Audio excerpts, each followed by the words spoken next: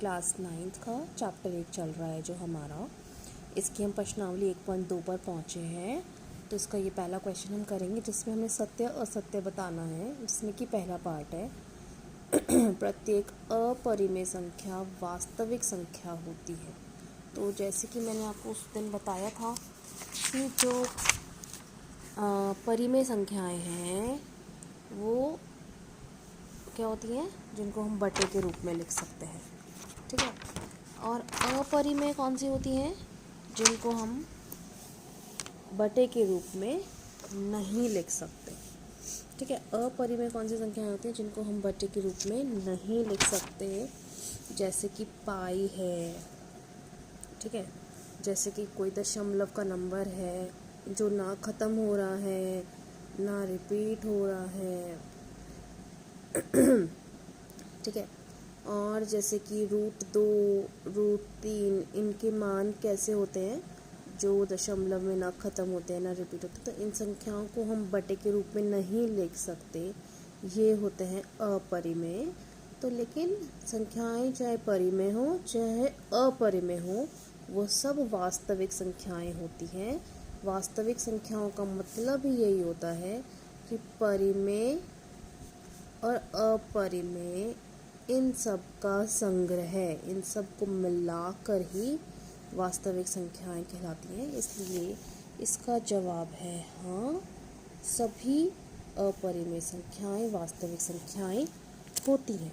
अब second part है संख्या रेखा का प्रत्येक बिंदु √m के रूप का होता है, जहां m एक प्राकृत संख्या है।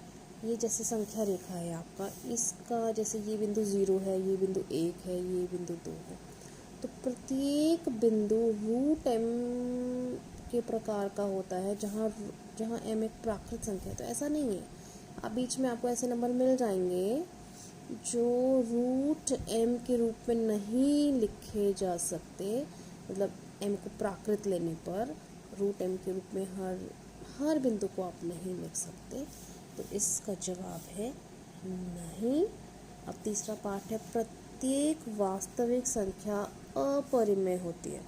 सारी वास्तविक संख्या अपरिमेय नहीं होती बेटा, कुछ होती हैं नहीं। इसका जवाब है कुछ वास्तविक संख्याएं अपरिमेय होती हैं और कुछ वास्तविक संख्याएं परिमेय होती है। जैसे √9, अब √9 होता है 3, ये क्या है, एक परिमेय। तो सारी वास्तविक संख्याएं अपरिमेय नहीं होती, कुछ परिमेय भी होती हैं और कुछ अपरिमेय भी होती हैं। अगला आपका क्वेश्चन है, क्या सभी धनात्मक पूर्णांकों के वर्गमूल अपरिमेय होते हैं? सारे धनात्मक पूर्णांकों के वर्गमूल नहीं, सबके वर्गमूल अपरिमेय थोड़ी होते हैं। अब जैसे कि √16 है, √9 है, √16 होता है 4, √9 होता है 3, तो ये कैसे वर्गमूल हैं? परिमेय। तो कुछ धनात्मक पूर्णांकों के वर्गमूल परिमेय होते हैं और कुछ धनात्मक पूर्णांकों के वर्गमूल अपरिमेय होते हैं। जैसे √2, √3, ये कैसे वर्गमूल हैं? अपरिमेय। तो कुछ धनात्मक पूर्णांकों के वर्गमूल परिमेय होते हैं और कुछ धनात्मक पूर्णांकों के वर्गमूल अपरिमेय होते हैं। सभी के जो है परिमेय होते हैं ऐसा नहीं है।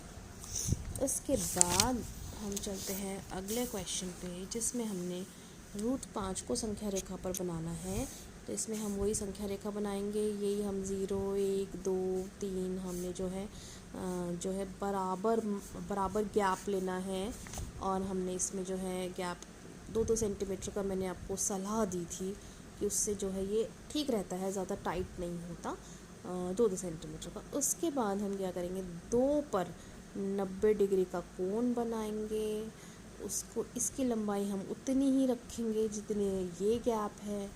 फिर हम इसको 0 से मिलाएंगे स्केल लेकर, फुटा लेकर। फिर हम प्रकार के पिन यहाँ रखेंगे और पेंसिल यहाँ, पिन यहाँ, पेंसिल यहाँ, और ऐसे चाप बनाएंगे। हमने ये चाप बनाई और जहाँ ये चाप आकर मिली वो बिंदु है हमारा √5। अब अगला हमारा क्वेश्चन है वर्गमूल। सर्पिल की रचना हमने जो करनी है, थोड़ा सा इसका जो है थोड़ा खुला खुला बना लेंगे हम, ताकि साफ बने। हम थोड़ा ये गैप ज़्यादा ले सकते हैं, हम 2-2 सेंटीमीटर से ज़्यादा या 2 ले लें, लेकिन थोड़ा सफाई से काम करना पड़ेगा इसमें। हमने एक पर 90 डिग्री का कोण बनाया, इसकी लंबाई हमने उतनी ही लेनी है जितना ये गैप है। इसको हमने 0 से मिलाया, फिर हमने यहाँ प्रकार के ऐसे एक चाप लगाई और ये हो गया हमारा, ये चाप लगाई, ये हो गया हमारा रूट 2। फिर हमने यहाँ पर ऐसे करा, इस लाइन पर हमने 90 डिग्री का कोण बनाया, ये हमने उतना ही लेना जितना ये लिया था। फिर हमने ये 0 से मिलाया, यहाँ प्रकार रखा, यहाँ पेंसिल और हमने ये चाप लगाई और ये हो गया रूट 3। अब हम यहाँ पर फिर से हमने ये 90 डिग्री का ये कोण बनाया, इसकी लंबाई भी उतनी जितनी ये लंबाई लेते आ रहे हैं। इसको हमने 0 से मिलाया, यहाँ पिन, यहाँ पेंसिल प्रकार हमें ऐसे खोल कर और हमने ऐसे चाप लगाई, मतलब प्रकार को ऐसे हमने ये चाप लगाई। तो ये था रूट 3 और ये अब वाली चाप का बिंदु आ गया रूट 4। ये आकर 2 पर मिलेगा। ये है ना, जो ये आप ये मानो जैसे कि 2 यहाँ आप रूट 4 है ना, ये 2 आपका ये वहीं आकर मिलेगा जब आप प्रकार से बनाएंगे, क्योंकि मैंने तो रफ बनाया। जब आप प्रकार से बनाएंगे ना तो ये रूट 4, क्योंकि रूट 4 2 होता है, तो ये 2 पर ही मिलेगा आकर। फिर आपने जो है यहाँ पर 90 डिग्री का कोण बनाया, आपने उतनी ही लाइन बनाई जितनी ये लाइन थी, बराबर उतनी लंबाई की लाइन, और आपने ये 0 से मिलाया, ऐसे करके ऐसे प्रकार खोल कर चाप बनाई और अब आपका आ गया है रूट 5। ठीक है, फिर आप यहाँ फिर आपने जो है एक बार और 90 डिग्री का कोण बनाया, उतनी ही ये लाइन बनाई जितनी ये अब तक चलती आ रही है। इसको आपने 0 से मिलाया, ऐसे प्रकार खोल के एक बार और चाप लगाई आपने और ये अब आ गया आपका रूट 6। ये 1 था आपका संख्या रेखा पर, ये 2 था और ये 3 था। 1 और 2 के बीच में आएगा रूट 2 और रूट 3। रूट 4 आएगा बिल्कुल 2 पर, बिल्कुल 2 पर, और रूट 9 आएगा बिल्कुल 3 पर। और रूट 4 और रूट 9 के बीच के जितने भी होते हैं, रूट 5, रूट 6, रूट 7, रूट 8, वो आएंगे 2 और 3 के बीच में। तो 1 और 2 के बीच में आया आपका रूट 2 और रूट 3, और 2 और 3 के बीच में आपका आएगा रूट 5, 6, 7, रूट 8 तक। रूट 9 3 होता है, वो बिल्कुल यहाँ आना चाहिए।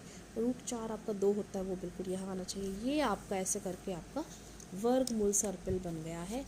ये आपकी अब प्रश्नावली 1.2 कंप्लीट हो गई है।